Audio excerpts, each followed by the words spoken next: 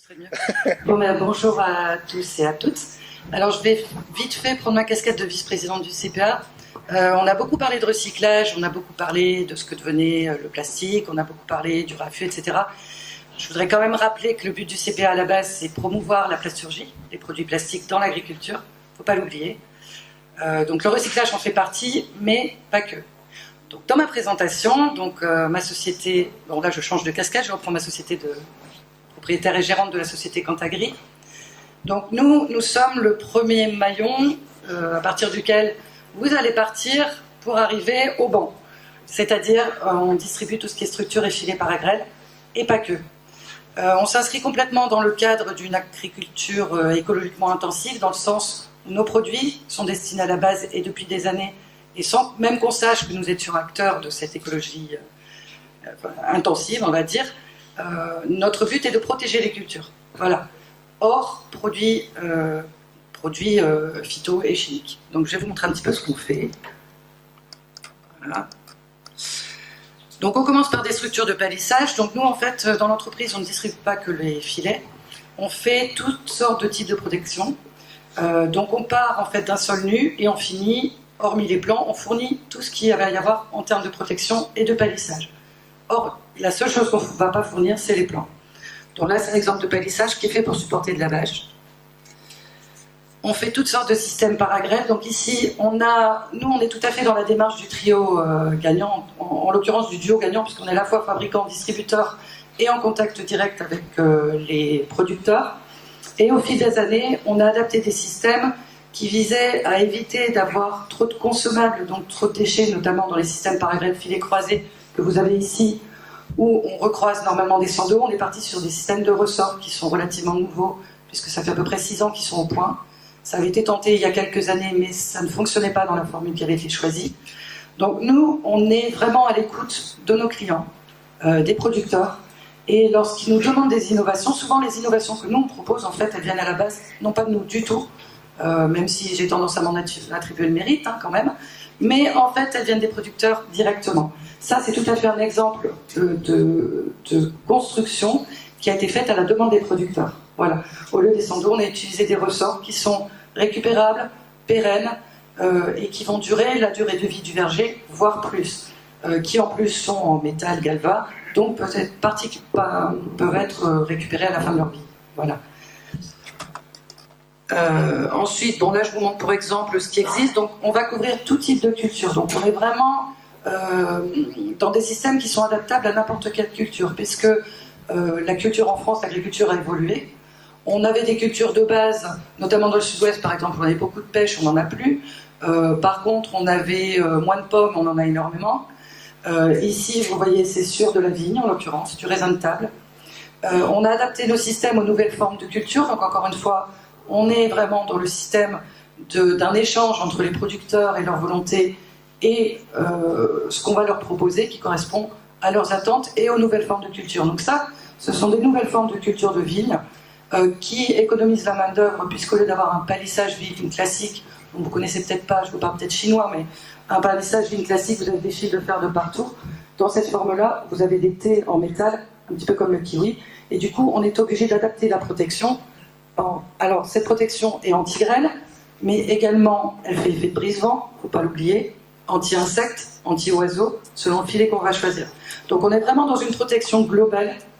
C'est pas juste du filet ou du plastique qu'on vend, ou des poteaux, ou des ancrages. C'est tout un concept qui fait que l'agriculteur va résoudre ses problèmes de protection avec des éléments mécaniques, physiques et non pas chimiques. Voilà. Donc voilà un système à lisière décalée. Installation surtout piqué béton. Alors ça, c'est quelque chose qui se faisait il y a des années en Italie, qui est revenu à la mode en France grâce à 2Z qui s'est lancé là-dedans il y a quelques années et qui maintenant est un marché qui est en croissance, notamment sur des cultures pérennes. Voilà, donc ça c'était juste pour exemple, ce qui existe. On fait également tout ce qui est protection, un système de maintien des cultures. Donc je vous ai parlé tout à l'heure de la vigne. Ici vous voyez ce qu'on utilise en support de culture pour faire pousser des kiwis. Voilà. Donc ça c'est juste pour exemple. Voilà. On parlait des phénomènes climatiques et de protection. Donc ici, nous, on était à la base spécialisés dans la protection grêle. Par contre, on se rend compte qu'il y a de plus en plus d'événements climatiques et notamment de coups de vent.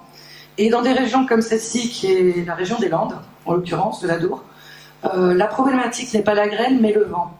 Il faut savoir que leur culture, on est un gros bassin de culture kiwicole sur l'Aquitaine. Et la problématique du kiwi, c'est que les nouvelles variétés particulièrement sont extrêmement sensibles au vent.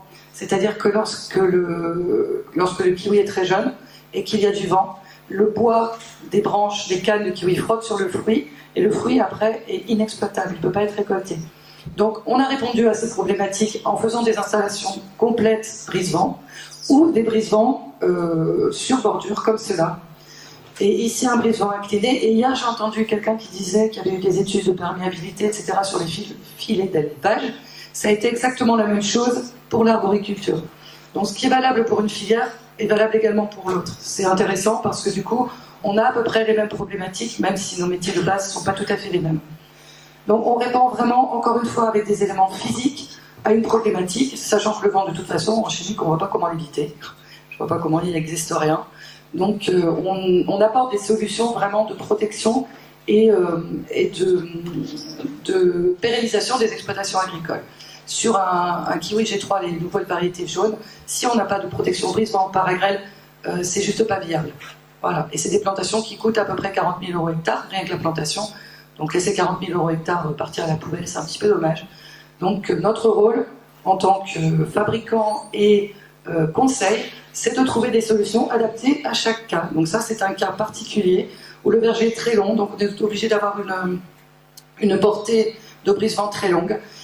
Ici, c'est un cas très particulier, c'est une zone inondable, donc on fait des systèmes qui se relèvent par le bas.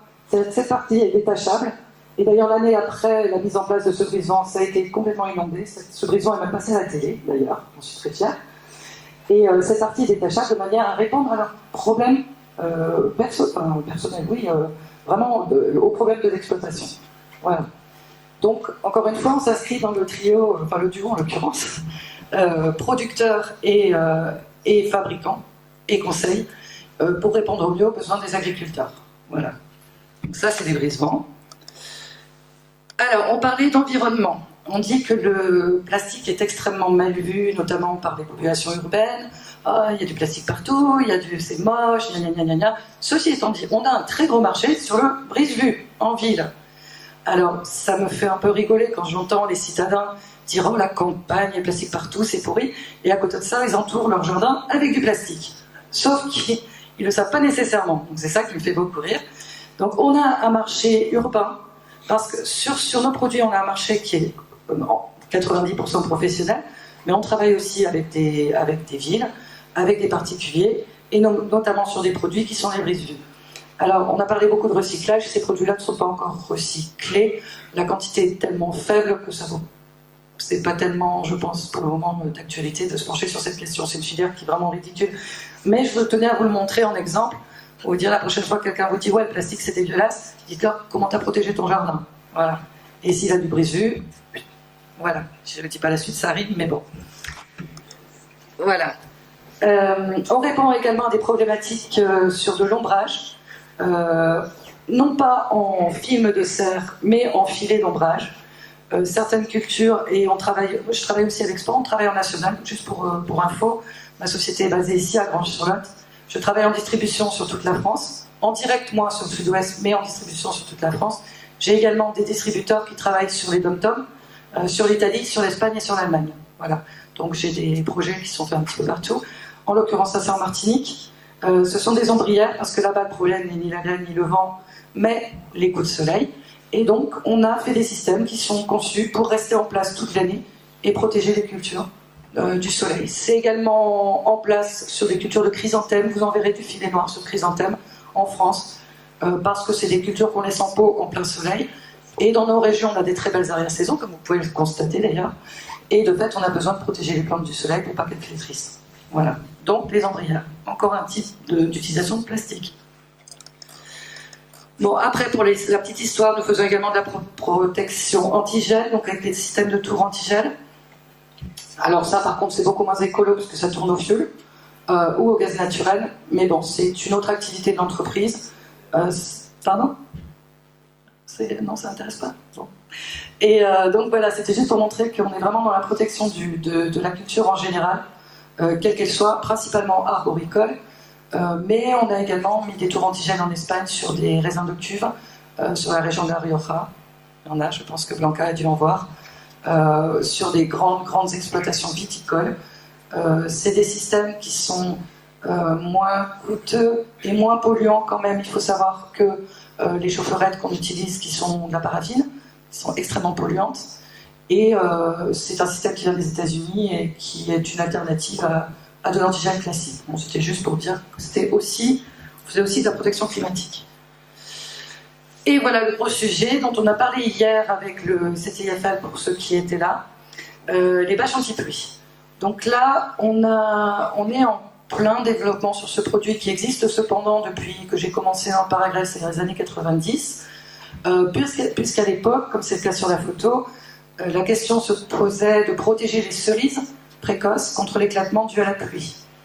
Il existe des solutions chimiques avec un nitrate de calcium, qui est une solution qui est utilisée aux États-Unis, mais elle a l'inconvénient déjà d'être extrêmement chère. Eux ont des surfaces telles qu'ils le projettent par hélicoptère. Je pense qu'ici, en France, ce ne serait pas très viable. Et ensuite, ça laisse du résidu et on met un produit chimique sur un fruit juste avant sa récolte. Voilà, puisqu'en fait, la protection, elle est juste avant la récolte. Donc l'alternative était, dans un premier temps, les idées qu'on avait, je parle de ça fait un certain temps, donc dans les années 90, 2000, jusqu'à 2005-2006, l'idée c'était de protéger en mettant un filet paragrève pour couper le vent, parce que la bâche seule ne tient pas au vent, et par-dessous mettre une bâche anti-pluie, de manière qu'on ouvre juste avant la récolte, là où le fruit est sensible, et qu'on referme juste après, donc qui est en place à peu près 3 mois dans l'année, grosso modo. Et ce système permettait d'éviter l'éclatement, d'avoir une protection vent. Par contre, la contrainte, c'est qu'on a un double usage. On a à la fois la mise en place d'un filet et la mise en place d'une bâche. On a à la fois l'ouverture d'un filet et l'ouverture d'une bâche, et ce tous les ans. Donc en termes de temps de main-d'œuvre, on n'était pas au top. Donc il existe d'autres solutions maintenant. Voilà, qui est la bâche anti-pluie, qui est en place au CTIFL, qu'on a à la base, qui a été développée pour la cerise, qui est une bâche qui est cousue en laisse sur un filet paragrève. Donc ici on le voit un petit peu, vous le verrez mieux sur les autres photos, et qui a des volets de bâche qui s'ouvrent au vent. Donc ça évite qu'il y ait de la prise au vent. Donc on a un seul produit qui fait 2 usages, anti-grêle, anti-pluie et anti-gel. Et ce produit, on est en train d'adapter sur pomme. Donc c'est ce dont nous parlait la dame du CTIFL hier, qu'ils ont en site réel. Donc ça, c'est pas au CTIFL, c'est chez un producteur du Tarn-et-Garonne, sur de la pomme. La contrainte de ce produit, c'est le prix. C'est un produit qui était très cher, puisqu'à la base, il était fait pour couvrir une culture à forte valeur ajoutée. Or, maintenant, on veut le mettre sur la pomme et le kiwi, qui sont quand même des cultures à beaucoup moins forte valeur ajoutée, surtout pour la pomme, certaines années. Donc on a fait une bâche spécifique pour la pomme qu'on va commencer à mettre en place là cet automne, où on aura moins de pente, donc une hauteur de passage un peu plus importante, et surtout un plastique fait différemment avec une partie fixe plus longue et 2 petits volets, ce qui permettra d'économiser les coûts et de rendre ce produit viable sur de la pomme. Actuellement sur de la pomme, c'est économiquement pas très rentable. Voilà. Mais les essais sont faits et apparemment ça marche. On parlait de protection, donc on a également tout ce qui est protection anti-insectes. Ici dans un verger, on a couplé la bâche avec filet avec un filet anti-drosophile, puisque maintenant on a des problèmes de droso. Donc on a une parcelle qui est complètement fermée, qui génère un microclimat qui lui est propre, sous lequel il faut apprendre à travailler, puisque l'irrigation n'est plus la même. Donc ça remet en question un petit peu le travail de l'exploitant dessous. Par contre, l'avantage, c'est qu'on n'a quasiment plus de traitement, ni d'insecticides, ni contre l'éclatement. Voilà, l'idée en pomme, c'est d'éviter la tavelure, en cerise l'éclatement et la drosophile. Et en pomme, ce que je n'ai pas montré, mais on verra peut-être sur la diapo suivante, on ferme également complètement les parcelles. Donc on a un effet anti-pluie, anti-tavelure et anti-carbo. Voilà. Oui, je fais vite. pas ma faute si les autres entraînaient. Hein. Voilà, donc je montre ça. Dual carpo, on en parlait. Donc voilà, une façade, une parcelle qui est couverte en anti-grêle par-dessus, anti-carpo sur le tour. La tendance n'est plus à faire des systèmes monorants qui sont trop contraignants en termes de manœuvre, mais de faire des systèmes parcelles fermées avec des tournières et des portes. Voilà, donc c'en est un exemple. Je vous parlais tout à l'heure des nouveaux modèles, donc je vais vous présenter quand même, je vais faire un petit peu ma pub. Donc les nouvelles cultures vignes, les nouvelles formes de culture de vigne sont faites sur ce clébard, qui est un modèle déposé que j'ai fait avec les producteurs, à leur demande, qui a évolué quelque peu maintenant, puisqu'on a coupé les angles pour ne pas se le prendre dans la figure. On a fait des systèmes qui se montent en atelier, qu'on n'a plus qu'à mettre en place avec une encoche pour passer le fil de fer plus facilement. Mais bon, on est vraiment au cœur du métier des producteurs, ce qui nous permet d'être à l'écoute, que ce soit en termes de protection plastique ou en termes de culture elle-même. Voilà, d'ailleurs, on est obligé dans mon métier de savoir à peu près comment tout se cultive, que ce soit la pomme, la cerise. On est obligé d'avoir des bases agronomiques que je n'avais pas au départ, mais que j'ai acquises. Voilà, donc ça, c'est un modèle déposé. Et ensuite, donc là, je vous montre ce que c'était la vigne avant, un système latéral. Donc maintenant, on va la protéger par-dessus. Les couvertures vignes se font pour la grêle, mais surtout pour les insectes dans le sud-est, pour les piqûres de guêpes, frelons, etc. Donc on les couvre en latéral, c'est un système pas cher et facile à mettre en place. Voilà. On fait également tout ce qui est installation piquée métallique. Bon, je trouvais ça joli, je l'ai mise, mais bon, ça vous intéresse moyennement, je pense. Et mince, je reviens en arrière. On a également, on cherche à optimiser en fait tout ce qui est mise en place des systèmes paragrèves, brise-vent, bâche, etc. Donc on a conçu, alors j'espère que la vidéo va marcher. On a conçu une plaquette exprès pour le fêtage et le sando et qui se met en place. Ouais. Ah si, avec un sécateur pneumatique. Si, Ellie, regarde, elle arrive. Ouais. Et ce système va être présenté au concours d'innovation Cival. Vous en avez l'avant-première. Voilà. Et je n'ai pas besoin du son, mais je ne vais pas chanter non plus pendant la présentation. Je vous laisse regarder, il y en a pour 30 secondes, Bernard. Voilà, donc je vous laisse regarder la vidéo. Et je vais en profiter, je retourne à ma vice-présidence CPA. Je veux en profiter pour remercier Bernard, dont on n'a pas mentionné la participation active dans l'élaboration du projet RAFU, et je tenais à lui rendre justice, et je vous permets de l'applaudir, quand même. Voilà, je vais dire.